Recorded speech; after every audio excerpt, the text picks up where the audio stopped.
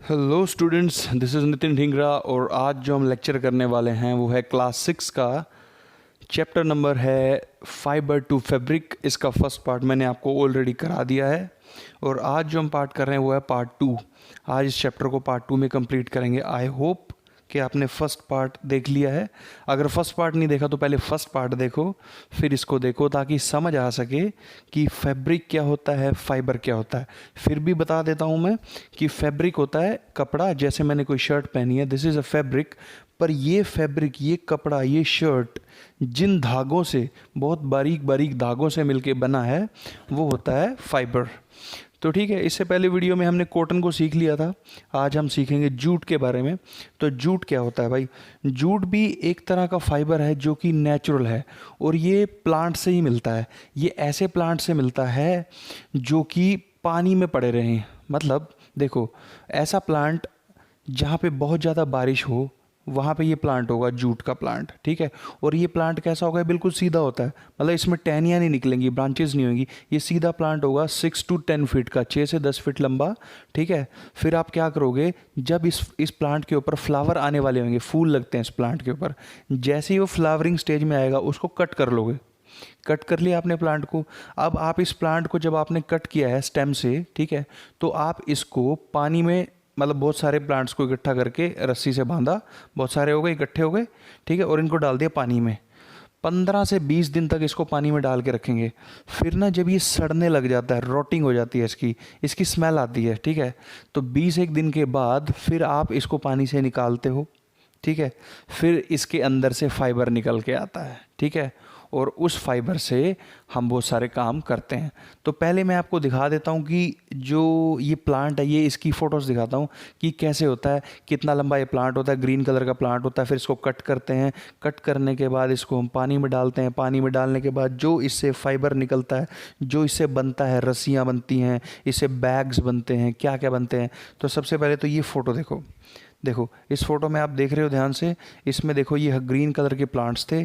ठीक है, फिर इस दूसरी फोटो, इसी फोटो के अंदर ये जो दूसरा पार्ट है, इसमें फार्मर जो है कट कर रहे हैं ना, और पानी में डुबो रहे हैं। तो ये पानी में डूब रहा है। पानी में डूबने के बाद फिर ये बहुत दिनों के बाद, 20 दिन के बाद इसको पानी से निकाल करके, ये देखो बाकी पिक्चर्स में आपको समझ आ रहा होगा कि फिर इसको ड्राई किया, इससे फाइबर निकला। और ये रस्सियाँ सी दिख रही है ना आपको, ये जो रस्सियाँ हैं, सारी की सारी रस्सियाँ, फिर इससे जो फाइबर है, ये रस्सी बनती है, बहुत सारा, मतलब रोप्स कुछ भी बना सकते हैं।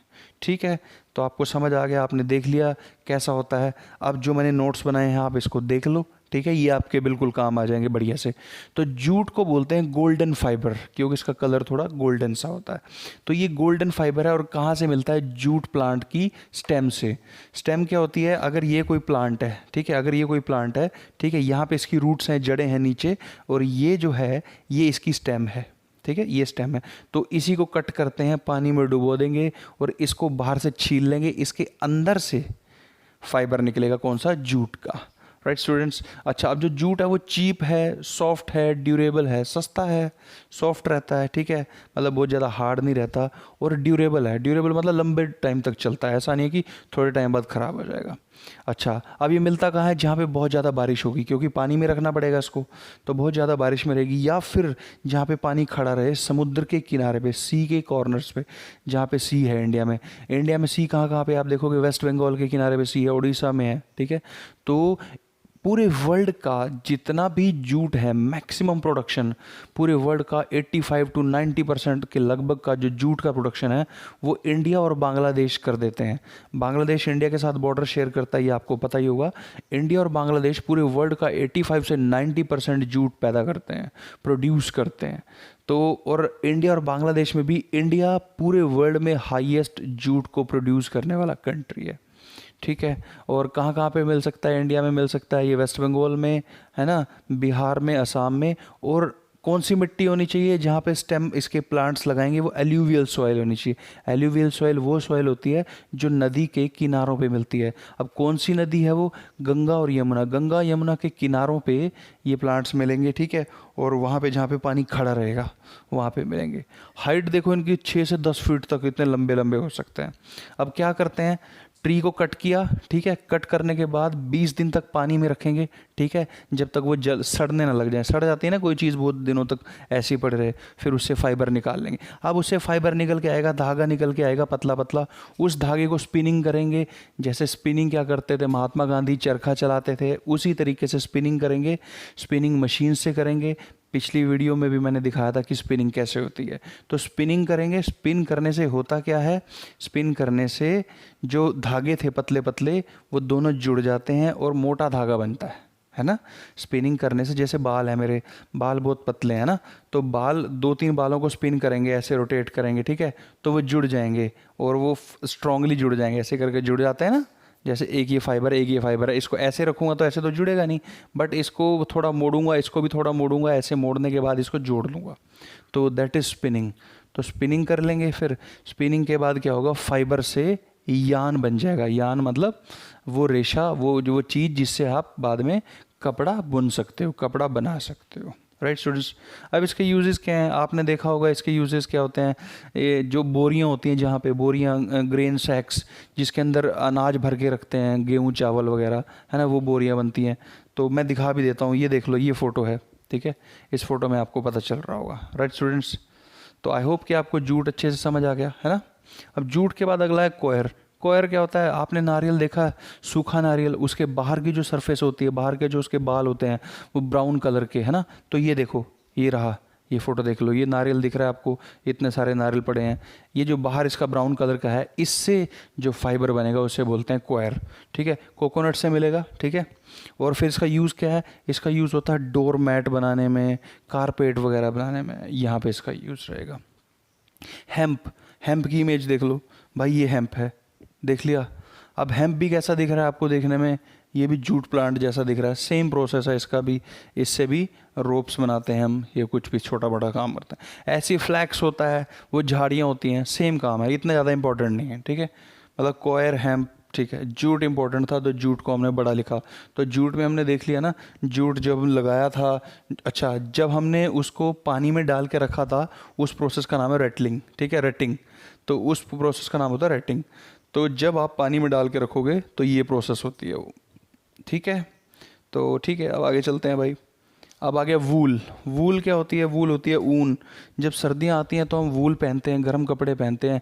गर्म कपड़े हमें क्या करते हैं, ठंड से बचाते हैं, है ना, ठंड से बचाते हैं। तो वूल कैसा फाइबर है, जो हमारे अंदर की गर्मी को, हीट को बाहर नहीं जाने देता, और बाहर जो ठंड है उसको अंदर नहीं आने देता। तो एकदम बहुत ही बढ़िया चीज़ है वूल। अब वूल कैसे मिल सकती है, वूल मिलती है, आपने देखा होगा कि जो ये भेड़ बकरियां होती हैं, यानी कि शिप्स एंड गोट, कैमल हो गया, याक हो गया, ठीक है, ये जो एनिमल्स हैं, इनकी जो ऊपर बाल होते हैं, सरफेस होती है, इनकी बालों की एक लेयर होती है, पूरे मोटे मोटे बाल हो जाते हैं। इनके बालों को कट करते हैं, ठीक है, इनके बालों को कट करते हैं, उन बालों को फिर धोते हैं, ठीक है, धो लिया, फाइबर तो आपको मिल गया, बाल मिल गए, जैसे ये मेरे बाल हैं, ठीक है। इन बालों को फिर स्पिनिंग करेंगे, मैंने आपको बताया स्पिनिंग, ऐसे रोटेट करके फिर वो लंबी रस्सी सी बन जाएगी उससे, ठीक है, वो यान बोलते हैं उसे। उसके बाद उसको स्टिच करके जो मर्जी बनाओ, उससे वूल से आप स्वेटर बनाओ, या जो मर्जी बनाना है वो बनाओ, ठीक है। तो सबसे पहले ये देख लो, मैं फ़ोटो दिखा देता हूँ कि क्या हो रहा है। ये देखो, ये इस फोटो में देखो, ये शिप्स हैं, ये गोट्स हैं ना, इसके बाल काटे जा रहे हैं, है ना। तो ये बाल कट रहे हैं, ये जो बाल कट रहे हैं, इन बालों को कटने के बाद हम बालों को धोते हैं, ठीक है। तो जब बालों को धोएंगे तो धोने से क्या होगा कि, क्योंकि अब भेड़ बकरियां नहा थोड़ी रही होंगी, है ना, तो हम नहलाएंगे उन्हें, बालों को नहला करके साफ़ करेंगे। फिर अच्छे अच्छे बालों को सेपरेट कर लेंगे, जो गंदे बाल हैं उनको फेंक देंगे। फिर उनके बाद उनके अंदर कलर्स वगैरह करना है तो कलर्स वगैरह कर लेंगे, और हमारे पास वूल, या फिर हिंदी में बोलें तो ऊन तैयार हो जाएगी। राइट, तो देखो कैसे मिलता है वूल, हेयर और फ्लीस ऑफ शिप, स्किन से, वो जैसे ट्रिमर चला दिया, ऐसे करके कट कट कट बाल कट गए, है ना, ऐसे बाल कट गए गोट के या शिप के। फिर उन बालों को क्या किया, अच्छा हाँ, जो ये बाल काटने की प्रोसेस है, ठीक है, इसको बोलते हैं शेयरिंग। शेयरिंग के बाद उन बालों को धोया अच्छे से, एकदम बढ़िया से धो करके, फिर धोने के बाद 2 प्रोसेस होंगी, वीविंग और या फिर निटिंग। ये मैं भी ये जो कराऊंगा ना इसके एंड में बताऊंगा क्या होता है वीविंग, क्या होता है निटिंग, दोनों में डिफरेंस बताऊंगा। चलो निटिंग तो बता दूंगा। निटिंग क्या होती है, आपने अपनी मदर को या अपनी ग्रैंड मदर को या किसी भी फैमिली में रिलेटिव को देखा होगा कि वो स्वेटर बुन रहे होते हैं ऐसे करके सिलाइयाँ चला के, है ना। इधर ऊन का गोला पड़ा होगा, वूल का गोला पड़ा होगा, उससे वो निकल के आ रहा है और वो सिलते रहेंगे ऐसे ऐसे कुछ कुछ करते रहते हैं ना, वो तो निटिंग होती है। और वीविंग का क्या होती है, वीविंग मैं अभी डायग्राम में आपको दिखाऊंगा क्या होता है वीविंग। तो आपने देख लिया। अब वूल के क्या फ़ायदे हैं भाई, लाइट वेट है, हल्का होता है, कैन रिटेन हीट, हीट को अंदर रख के रखता है ताकि सर्दी ना लगे, ठीक है, और सर्दियों में पहनते हैं और हमें गर्म रखता है। ये था वूल। वूल के बाद जो अगला जो कपड़ा है वो है सिल्क। सिल्क भाई बहुत ज़्यादा शाइनी होता है, ठीक है, महंगा होता है, कॉस्टली होता है, ठीक है, और जिससे ये मिलता है वो होते हैं सिल्क के कीड़े, सिल्क वॉर्म। सिल्क वॉर्म से हमें ये सिल्क मिलता है, ठीक है। तो सिल्क वॉर्म का क्या प्रोसेस है, देखो सिल्क के जो कीड़े होते हैं, सिल्क के जो सिल्क वॉर्म होते हैं वो क्या करते हैं, वो शहतूत होती है मलबरी, मलबरी ट्रीज़, है ना, मलबरी ट्रीज़ होता है। अब आप कहोगे कि मलबरी क्या आता है, तो चलो मैं आपको फ़ोटो दिखा देता हूँ। देखो ये है मलबरी, ये आपने खाई भी होगी, है ना। तो ये जो मलबरी के ट्रीज़ होते हैं ना, इन मलबरी के ट्रीज़ के ऊपर सिल्क का वॉर्म रहता है और इनके मलबरी के पत्ते वो खाता है। जब वो पत्ते खाता है तो कुछ खाएगा तो कुछ वेस्ट भी छोड़ेगा, है ना। तो जो वो वेस्ट छोड़ता है ना, वो वेस्ट एक फाइबर होता है, वो सिल्क होता है, और वो जो वेस्ट छोड़ रहा है वो अपने आप को उसी में ही लपेटता रहता है, ठीक है, अपने आप को उसी में लपेट लेता है पूरा का पूरा। ये देखो, ये फोटो देखो, ये देखो, सबसे पहले इसमें लेफ्ट साइड में देखो, इसमें सिल्क वॉर्म है ना, सिल्क वॉर्म ये कीड़ा है। फिर नेक्स्ट फोटो में आप देखोगे कि इसने थोड़ा सा कुछ वाइट मटेरियल निकाला, फिर उससे थोड़ा सा आगे देखोगे क्या हो रहा है कि वो पूरा का पूरा उसमें खुद ही अपने आप को लपेट रहा है। और एंड वाली फोटो देखो, इसमें राइट में सबसे, ये पूरा का पूरा वाइट हो गया, यानी कि सिल्क वॉर्म ने, सिल्क के कीड़े ने जो जो खाया, मलबरी के पत्ते खाए, है ना, वो खाने के बाद जो वेस्ट छोड़ रहा था, वो वेस्ट छोड़ते छोड़ते, वो वेस्ट में क्या था, फाइबर था, और वो सिल्क का फाइबर ही था, उसने अपने आप को लपेट लिया। अब जब ये पूरा वाइट हो गया तो इसको बोलते हैं कोकून। क्या बोलते हैं इसको स्टूडेंट्स, कोकून। अब ये जो कोकून है इसको गर्म पानी में डाल दो, बॉइल्ड वाटर में। जब बॉइल्ड वाटर में डालेंगे तो सिल्क वॉर्म तो अंदर था, है ना, उसके वो तो मर ही जाएगा समझ लो, है ना। तो उसके बाहर जो ये आपका आया है फाइबर, ये आपको फाइबर वहाँ से मिल जाएगा। उस फाइबर से फिर आप क्या करोगे, फिर आप उस फाइबर से बाद में कपड़े बनाओगे। समझ आ गया। अब देखो, ऑब्टेन्ड फ्रॉम कोकून, सिल्क कहाँ से मिलता है, कोकून से मिलता है। और सिल्क का, सिल्क मोथ, सिल्क मोथ मतलब सिल्क का कीड़ा। सिल्क का कीड़ा क्या करता है, मलबरी के पत्ते खाता है, फिर क्या करता है, सिक्रीट करता है, छोड़ता है एक फाइबर और अपने आप को ही उसमें लपेट लेता है। फिर कोकून को बॉयल करते हैं ताकि सिल्क का फाइबर मिल जाए हमें, ठीक है। फिर बाद में इसी फाइबर को स्पिनिंग करते हैं, वही मैंने आपको बोला ना, फाइबर के टुकड़े छोटे छोटे होंगे, उसको स्पिन करके लंबा बना लेंगे, और फिर जब वो लंबा हो जाएगा तो उससे हम कपड़े बना लेंगे। अब यहाँ पे एक वर्ड लिखा है sericulture. What is sericulture? Sericulture is the process जिसमें हम सिल्क के कीड़ों को पालते हैं। सिल्क के कीड़ों को पालेंगे, ठीक है, उनको मलबरी के पत्ते खिलाएंगे, फिर वो मलबरी के पत्ते खा के वेस्ट छोड़ेंगे, और वेस्ट छोड़ते छोड़ते अपने ऊपर सिल्क लपेट लेंगे, फिर वहाँ से हमें सिल्क मिल जाएगी। तो सिल्क के कीड़ों को पालना, सिल्क के कीड़े ही क्या बना के देंगे, सिल्क। ओके, तो फिर सेरीकल्चर वही होता है। अब सिल्क से क्या बनता है, कपड़े। आपको एक बात पता है, सिल्क इंडिया में या पूरे वर्ल्ड में स्टार्ट कहाँ से हुआ था? सिल्क स्टार्ट हुआ था पूरे वर्ल्ड में चाइना से। चाइना एक फर्स्ट कंट्री था जहाँ से सिल्क स्टार्ट हुआ, ठीक है। फिर चाइना जो है ना, ये अपने किसी भी पूरे वर्ल्ड में किसी कंट्री को बताना नहीं चाहता था कि सिल्क कैसे बनता है। तो चाइना में ना एक रानी थी, उस रानी, वो रानी थी मंगोलिया, एक दूसरी कंट्री चाइना के ऊपर है मैप में, ठीक है। तो चाइना के अंदर ये जो रानी थी, ये चाहती थी कि मंगोलिया में भी लोग जो है ना, ये सिल्क कैसे बनता है ये लें। तो उसने क्या किया, उसके बाल ना बहुत बड़े बड़े थे, तो उसने अपने बालों में सिल्क के कीड़े छुपाए और चली गई मंगोलिया। मंगोलिया जा कर के उसने वो कीड़े निकाले, और वहाँ पे उन कीड़ों से और भी बहुत सारे कीड़े पैदा हो गए, बहुत सारे कीड़ों से फिर सिल्क निकलने लगा। ऐसे करके धीरे धीरे पूरे वर्ल्ड में फैल गया, ठीक है। देखो ये बुक में नहीं लिखा होगा आपकी, ये मैंने आपको एक्स्ट्रा बता दिया, स्टोरी, है ना। अच्छा, ये हमने सारे पढ़ लिया भाई, हमने जूट पढ़ा, कॉटन पढ़ा, वूल पढ़ा, सिल्क पढ़ा। ये सारे के सारे नेचुरल हैं, या तो एनिमल से मिल रहे हैं या प्लांट से मिल रहे हैं। देखो ये एनिमल से मिल रहा है, ये भी एनिमल ही मान सकते हैं कीड़े, ये प्लांट से मिल रहे हैं, और जो कॉटन पढ़ा था वो भी प्लांट से मिलता है। अब उसके बाद आता है सिंथेटिक फाइबर। सिंथेटिक फाइबर वो होते हैं जो ना तो प्लांट से मिले ना एनिमल से, वो किसी ना किसी केमिकल से बने। उसको कौन बनाएगा? हम बनाएंगे।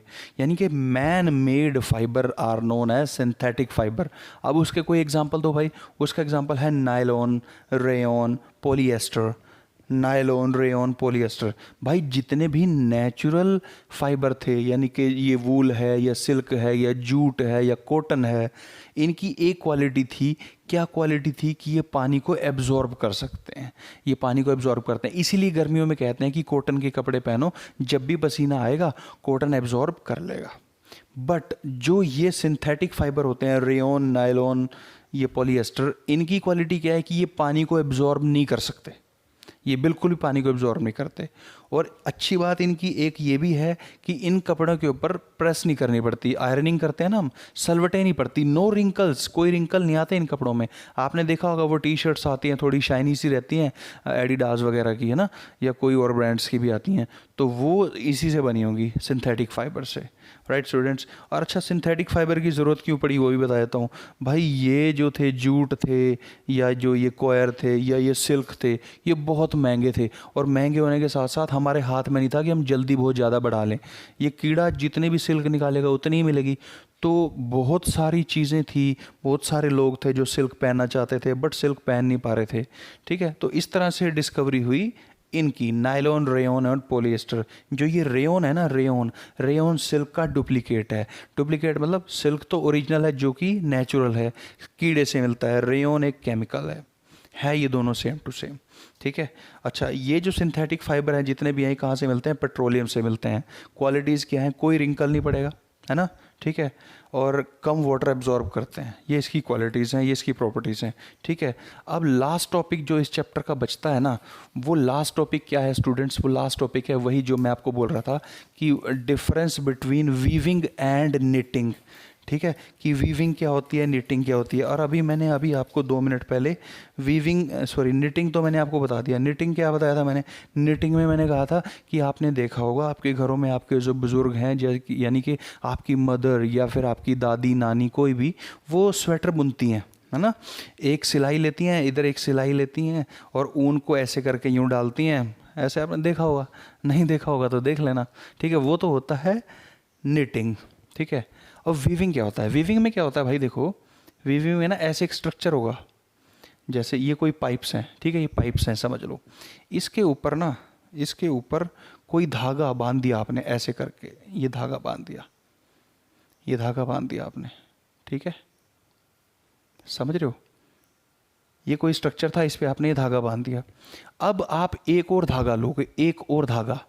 ठीक है, अब क्या करोगे? सुई लोगे, सुई, जैसे सपोज ये सुई है, ये धागा लिया, ये इसके ऊपर से गुजारोगे, फिर इसके नीचे से, फिर ऊपर से, फिर नीचे से, ऊपर से, नीचे से।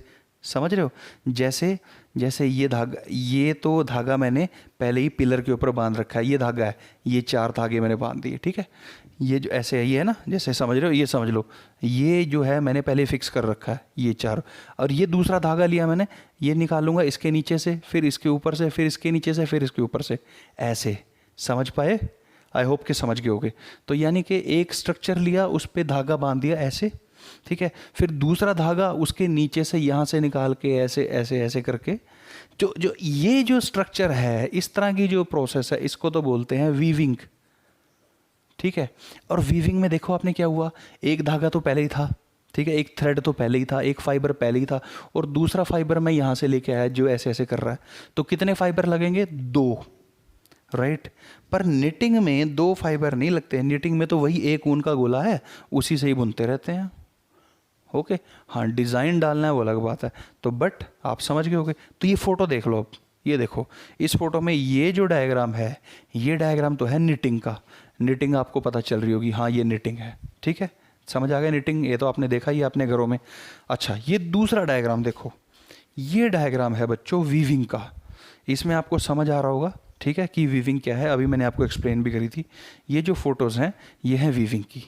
देख लिया आपने स्टूडेंट्स, आपको बहुत अच्छे से समझ भी आ गया होगा। तो फिर ठीक है स्टूडेंट्स, आई होप कि आपको बहुत अच्छे से समझ आया होगा। ठीक है, तो अगर समझ आ गया है तो आप वीडियो को लाइक भी करो और इस चैनल को, मेरे चैनल को सब्सक्राइब भी करो। चैनल का नाम आपको पता ही है स्टूडेंट्स, वाईफाई से पढ़ाई। ठीक है, so thank you so much, thank you for watching the video.